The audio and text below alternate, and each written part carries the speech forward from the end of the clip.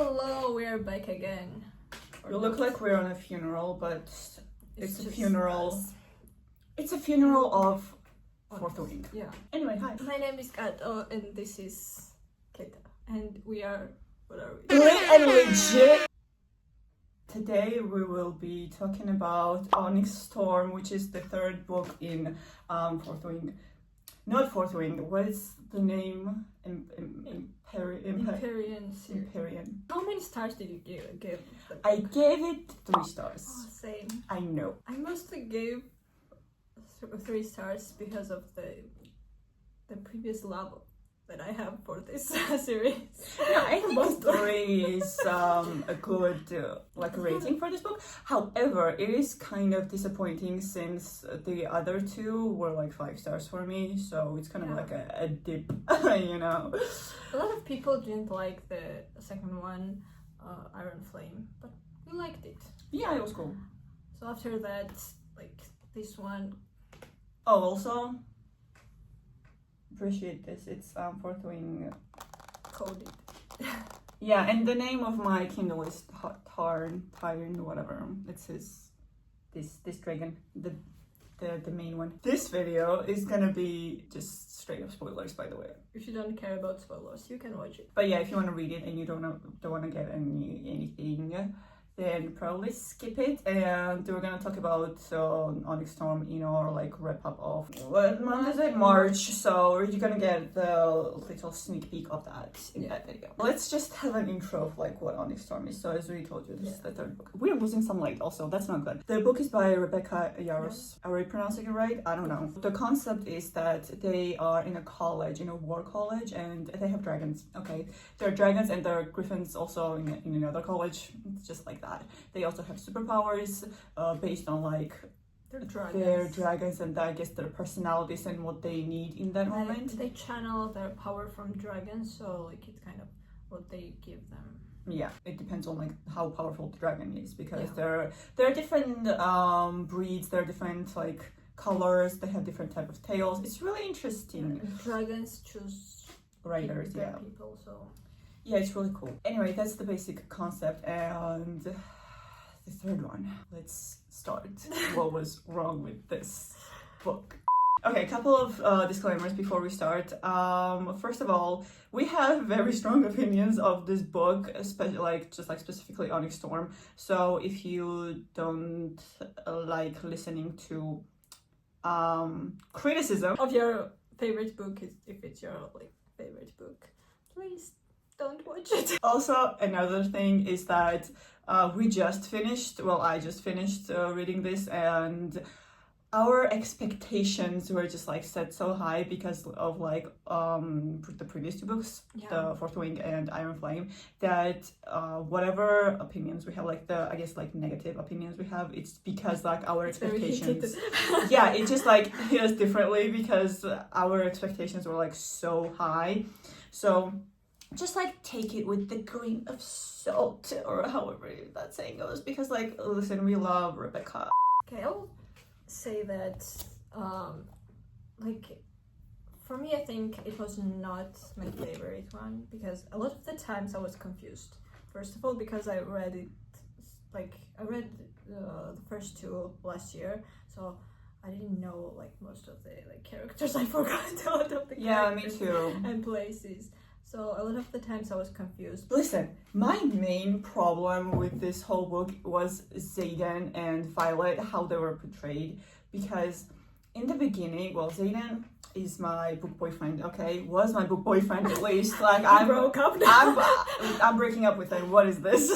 What's going on? Oh my God. And even Violet, because Violet is she's tiny, as you've probably guessed, because she's the main character, and it doesn't work like that in when you ride a dragon. You have to be tall, you have to be strong, and she's not strong or tall, so she has to have some redeeming qualities to be there and to ride a dragon, and she doesn't, because this whole time she was going well, I'm gonna I don't care what happens to anyone else but Xaden. Oh, I have that point as well. Their relationship in general became so toxic. even like Zayden, who is in charge of like this province, like he's the leader. Like Yes. he was like, I don't care about my province as long as Violet is okay. So it was a big like problem for me because I don't know. It's Yeah, because like if you are first of all leading, because both of them are leading like this pack, right? They are in a war, and you're saying that two of the leaders, they are okay. First of all, together, which is sure fine, but like if both of the leaders are like, oh yeah, fuck you guys, and like I'm gonna like I don't give a shit about you as long as like my partner is okay.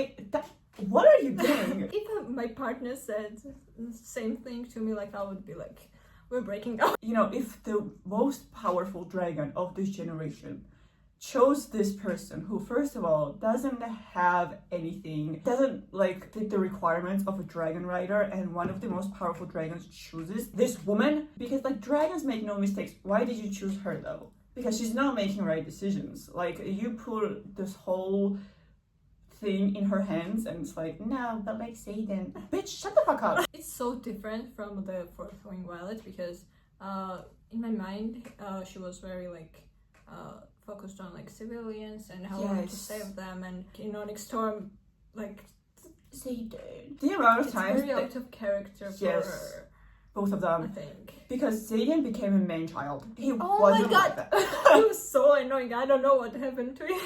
I couldn't. Every time they were together, I was like, shut the fuck up. Because Zayden was like a literal definition of a perfect good boyfriend, at least for me. Yeah, Man child. You know what I was giving? Every time Zayden had like one of those moments where he was like, could not control his like venom or like whatever powers, but it was like, look at me. This isn't you. Come back to me. Like, bitch. stop that. I think it's very hard to get the relationship right after like couple gets together. It was such a like filler book to be honest. It's a filler episode. It was not like a whole book in my Yeah. mind. Like I get that in this series, not like not all of the answers are given in one book. Like it's series, but like none of my questions were answered in this book. Like nothing happened. The concept is interesting just because like the whole concept of like Fourth Wing is interesting, but like it was just like all over the place. There was no conclusion. Like it had so much potential because of the dragon breeds, mainly because I was really interested in the new dragon breed. Yeah, and like in the previous book when it ended with like Zayden turning into Venin, I was so excited for the next books because I was excited to see Zayden like getting dark or whatever. But like the whole book we were waiting for him to turn into a Venin, but like nothing happened really because it was originally a 3-book series, and then because the Fourth Wing was so like famous and everything, it became 5 books. Instead of adding other plot lines and everything, they just extended it out. And also I had that thing with a lot of side characters didn't get any like, I don't know, like depth or character development. Because they were too busy being like, oh my god, Zayden, I love you so much. Okay, let's go into things that we liked. I liked a lot. It was very funny moments in the book. Zayden's cousin ate the cake and almost died. That was so funny. And one part where like Vidak was fighting with someone in the kitchen or something and almost died. Honestly, every scene with him in it, he's so funny. I love him. And I love his dynamic with his dragon, like because they're the same age and like they're so cute together. He's my favorite character, honestly. Show us anyone but Zayden. Please, at this point. Listen, I'm so against POV switches, but there were like POV switches at the end. I was so grateful for that. I was like, Rhiannon. I like that part because like we got to see like more into their minds and how other dragons communicate with their riders, and all of them are sarcastic and I love them. So that was very interesting. I liked that part. And because of like Zayden and Violet became very repetitive and everything, it was so refreshing to see other characters. And I got more emotional when like with like Imogen's POV when her best friend died. I almost fucking cried. Yeah, I literally. I didn't know that it would affect me, but like. Me too. At I'm this point, okay. if they didn't die, that would be like, yes! Yeah, me too. But like that was so like I was like, why am I turning out? Like, what's going on? And I like the part when they didn't find the cure for Venom, because like I feel like when like everything that's happening and they find the answers for everything, it's kind of not realistic. And I like that part. They didn't find any cure. But they didn't find anything at all. But they didn't find it. They found dragons. Also, I liked when Andorna just left. I also love that part. I love like him feeling emotions, you know? Yeah, it was very short-lived though, because Val Yeah. was like, okay, I'm gonna sleep for like 3 days, and now I'm like, we're back.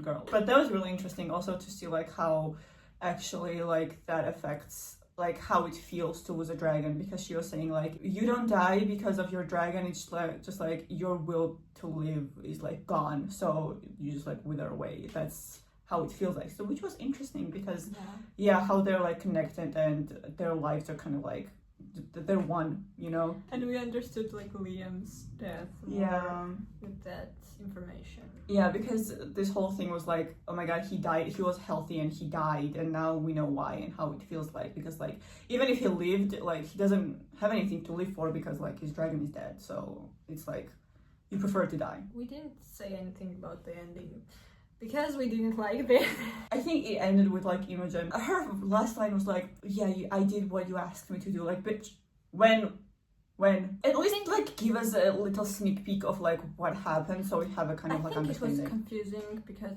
I didn't remember Imogen's power at all. Me too. When I read the ending, and then I searched her power, and then the conclusion came, like what happened really. Well, no wonder, because she was barely mentioned in this whole book. There was like one POV switch and she was just like there. And dying. Yeah. I would still read the next book because I have questions I need to answer still. Yeah, and also the plot though, like, oh, potential this plot has. That being said, Rebecca Yarros, we love you. Okay. We changed phones. So if there is like a little bit of a difference, whatever, you'll get over it. Yeah, what did you think about this one? Like, comment down below, let us know if you liked it or not. Please subscribe because we do a lot of book stuff. Bye bye.